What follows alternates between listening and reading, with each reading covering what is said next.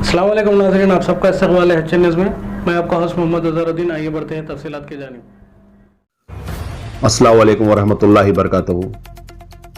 आज मैं आपको 4% रिजर्वेशन से अक़लियतों को क्या फ़ायदा हो रहा है और अगर मज़ीद 12% रिजर्वेशन हमको मिलता है अक़लियतों को तो क्या फ़ायदा होगा, ये बताऊंगा।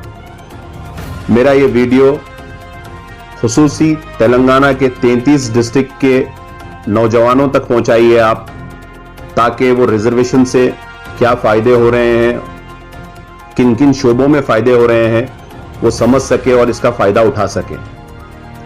और मेरा ये वीडियो खुसूसी मेरे टीआरएस के उन भाइयों तक पहुंचाइए जो अपनी जुस्तजू कर रहे हैं, कुछ उम्मीद और आस लगाकर बैठे हैं कि कुछ ना कुछ हासिल होगा।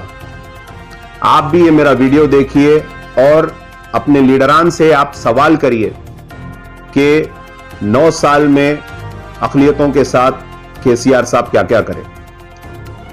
तो मैं आपको सबसे पहले बताऊंगा कि 2004 में जब ये आंध्र प्रदेश के साथ स्टेट था तेलंगाना, उस टाइम पर असेंबली इलेक्शन हुए।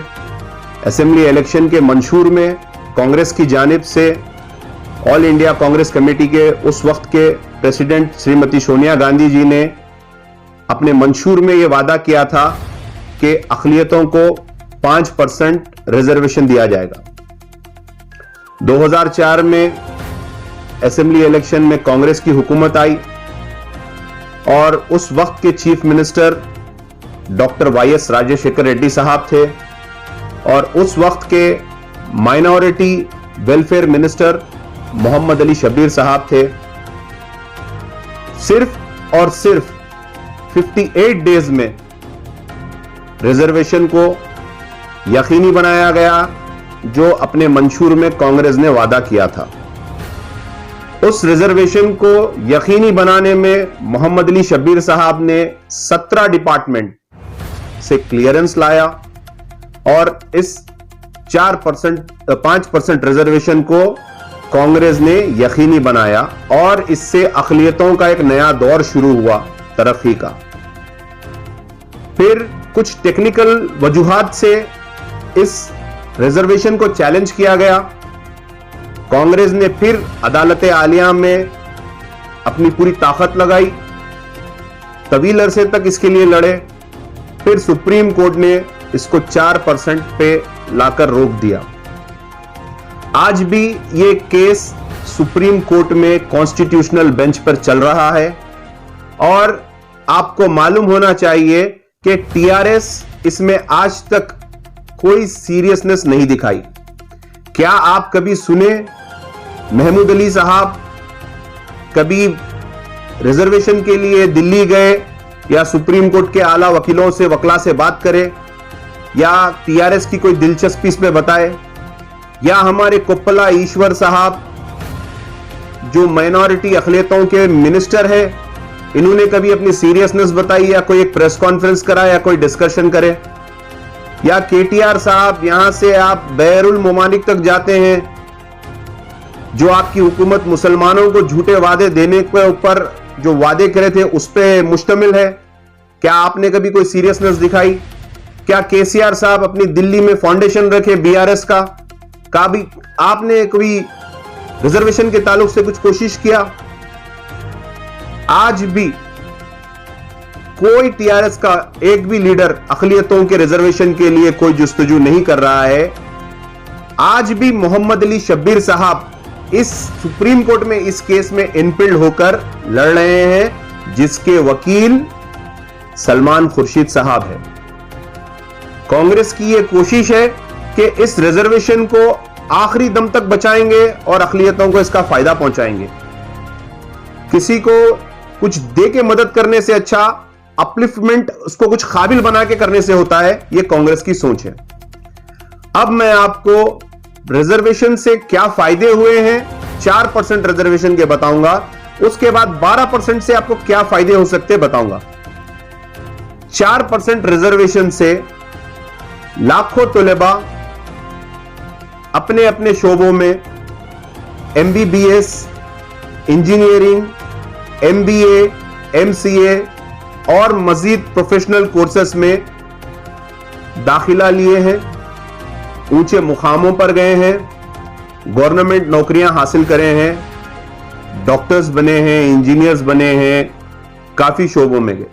फिर जो ग्रुप 1 के एग्जाम्स दिए हैं, इसी रिजर्वेशन से SP बने हैं, सुपरिटेंडेंट ऑफ पुलिस, बड़े बड़े वकला बने हैं, डिस्ट्रिक्ट कलेक्टर बने हैं और गवर्नमेंट शोबों में अपनी नौकरी हासिल करे हैं। आज KCR साहब ने 80,039 नौकरियां निकाली हैं और रिजर्वेशन के थ्रू इनको मिलते हैं, देखिए आप, 3,201 नौकरी, जो 4% रिजर्वेशन कांग्रेस की जानिब से अक़लियतों को दिया गया। अगर ये 12% रिजर्वेशन होता तो आज 9,604 नौकरी मिलते थे आपको। अब ना सिर्फ पढ़ाई के एतबार से एजुकेशन की तरफ रिजर्वेशन काम में आया या नौकरियों की तरफ गवर्नमेंट के काम में आया, बल्कि ये रिजर्वेशन जो कांग्रेस की जानिब से 4% दिया गया है, उससे अक़लियतों का सियासी फायदा भी हुआ है, सियासी अपलिफ्टमेंट भी हुआ है। मैं तमाम के नाम नहीं लूंगा, सिर्फ 1-2 कॉर्पोरेटर्स के नाम लूंगा जो अक़लियतों के बैकवर्ड क्लास से आते हैं हमारे भाई, और उनको रिजर्वेशन से कहां तक मुकाम मिला। साबिका में अजीमतर हैदराबाद बल्दियाई इलेक्शन हुआ है, जिसमें 150 कॉर्पोरेटर्स ने इलेक्शन कंटेस्ट किया। अगर रिजर्वेशन नहीं होता था तो सिर्फ 12 से 11 कॉर्पोरेटर्स जो जनरल कैटेगरी में जीत के आए हैं वही मिलते थे। कांग्रेस की जानिब से जो 4% रिजर्वेशन दिया गया, उसमें 43 कॉर्पोरेटर्स मुसलमान जीत के आए, जिसमें से 31 BCE कैटेगरी में आते हैं जो रिजर्वेशन से मिले हैं। मिसाल के तौर पे साबिका मेयर माजिद हुसैन साहब BCE कैटेगरी में आते हैं, आप कॉर्पोरेटर बने, फिर आप मेयर बने। यही रिजर्वेशन था जिससे अपलिफ्टमेंट हुआ हमारे नौजवानों का।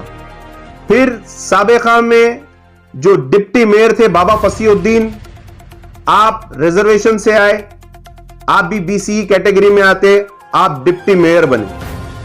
ऐसी 31 कॉर्पोरेटर्स जो रिजर्वेशन से आए। अगर सोचिए 12% रिजर्वेशन अगर हो जाता है तो कितने कॉर्पोरेटर्स आ सकते हैं, आप इस पे तवज्जो दीजिए। मजीद यह बताना चाह रहा हूं मैं, जो 4% रिजर्वेशन कांग्रेस की जानिब से मिला गया है, उस पे एजुकेशन से लेकर हर वो चीज का सियासी भी अपलिफ्टमेंट हुआ, तो यह कांग्रेस का काम था। अब 9 साल हो गए हैं, KCR साहब मुसलमानों को 12% रिजर्वेशन का वादा करे थे, 4 महीने में दूंगा। तमिलनाडु की शक्ल में बोले, KCR का वादा है बोले, KCR अपनी जबान का पक्का है बोले, मगर आप अक़लियतों के साथ धोखा करें, आप रिजर्वेशन नहीं दिए। अगर आपको यह रिजर्वेशन मिलता था, आज रिजर्वेशन से MBBS में, MBA में, MCA में, दीगर शोबों में 934 सीट्स मिल रहे हैं मेरे भाई, 934 सीट्स।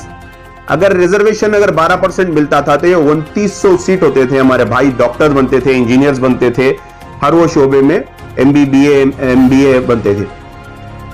ये हक आपको लड़ना है, ये आपका हक है। मैं इसीलिए समझा रहा हूं, मैं जो भी चीज बोलता हूं अनकट बोलता हूं और विद ऑथेंटिक प्रूफ्स के साथ बोलता हूं। आपके कितने 934 आज मिल रहे हैं, 2900 मिलते थे। 19 साल में 2004 से 2023 तक कांग्रेस ने तेलंगाना के लाखों मुसलमान को अपलिफ्ट करा। एक बच्चा अगर डॉक्टर बनता मेरे भाई, तो उसके वालिद, वालदा, बीवी, बच्चे, फैमिली सुधर जाती। एक इंजीनियर अगर बनता मेरे भाई, तो उसकी फैमिली सुधर जाती। 25 लाख करीब तलबा को कांग्रेस ने अपलिफ्टमेंट करा, तो सोचो आप कितने खानदान अपने आगे आगे। हम ये चाहते हैं कि हमारा भाई SI बने, हमारा भाई SP बने, हमारा भाई DSP बने, हमारा भाई एडवोकेट बने, हमारा भाई इंजीनियर बने, हमारा भाई डॉक्टर बने। हर शोबे में अगर आप गवर्नमेंट जॉब नौकरी हासिल करेंगे तो आपके लिए बहुत बेहतर रहेगा, आपका रुआब बहुत बेहतर रहेगा। आप गवर्नमेंट शोबे में नौकरी लीजिए, हम बताएंगे आपको। अब 80,000 39 नौकरियां केसीआर साहब दिए हैं, 80,000 39 नौकरी। अगर आज रिजर्वेशन अगर 12% होता था तो आपको 9,000 चिल्लर नौकरी मिलते थे, फिर भी कांग्रेस के दिए हुए रिजर्वेशन पे आपको 3,029 नौकरियां मिल रही हैं। तो 12% के लिए भी आप आवाज उठाइए।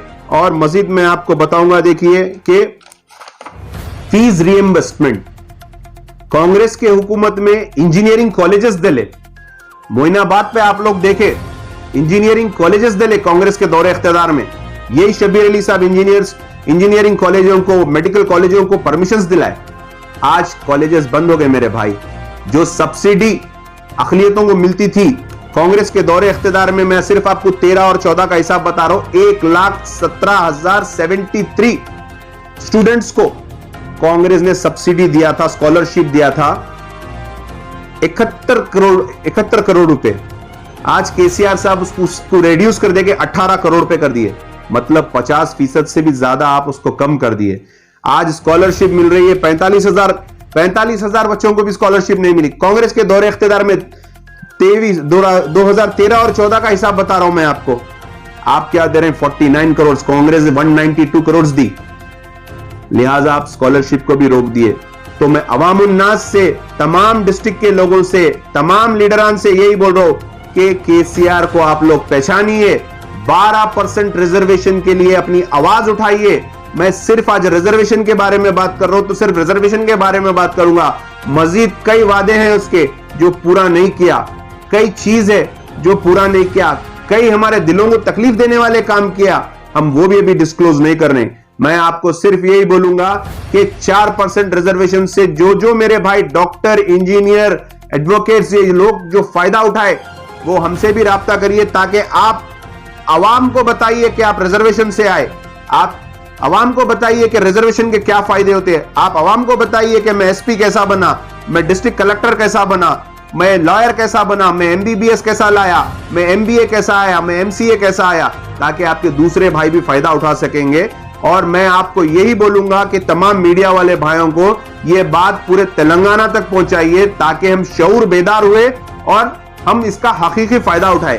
कांग्रेस आपको वादा करी मैनिफेस्टो में, सिर्फ 58 डेज में दे दी भाई। उसके बाद उसको टेक्निकल कई प्रॉब्लम्स आए, कोर्ट में भी लड़ी, हाई कोर्ट में भी लड़ी, सुप्रीम कोर्ट में भी आज भी लड़ रही है। फिर केसीआर अगर 12% रिजर्वेशन को अमली जामा पहनाना था तो अपने स्टेट में तो इंप्लीमेंट कर देना था, अपने स्टेट में 12% लागू कर देना था। आप आवाम को सिर्फ और सिर्फ बेवकूफ बना रहे हैं और लोग भी नहीं चाह रहे हैं, आपके साथ जो लोग हैं वो भी नहीं चाह रहे हैं कि मुसलमान अपलिफ्ट हो। मैं इतना वाजे बता दिया कि एक बीसी का बच्चा मेयर बन सकता, डिप्टी मेयर बन सकता, तो अगर 12% मिलेगा तो आप बहुत कुछ बन सकते हैं मेरे भाई, कौम की खिदमत कर सकते हैं। चापलूसी नहीं करना चाहिए, कौम की खिदमत करना चाहिए। मैं यही बोल के अपनी बात खत्म करूंगा। मेरा यह मैसेज तमाम नौजवानों तक पहुंचाइए और हर शोबे में जहां पे भी नौकरी है उसके लिए अप्लाई करिए और हर वो चीज के लिए आप अपनी कोशिश करिए, हम आपके साथ रहेंगे। शुक्रिया, अस्सलाम वालेकुम, जय हिंद, जय कांग्रेस। फिलहाल के लिए इस खबर में इतना ही। देखने के लिए आपका बहुत बहुत शुक्रिया। अगर आप नए हैं चैनल पे तो सब्सक्राइब जरूर कर लिए और बेल आइकन भी दबा लिए ताकि हमारी हर खबर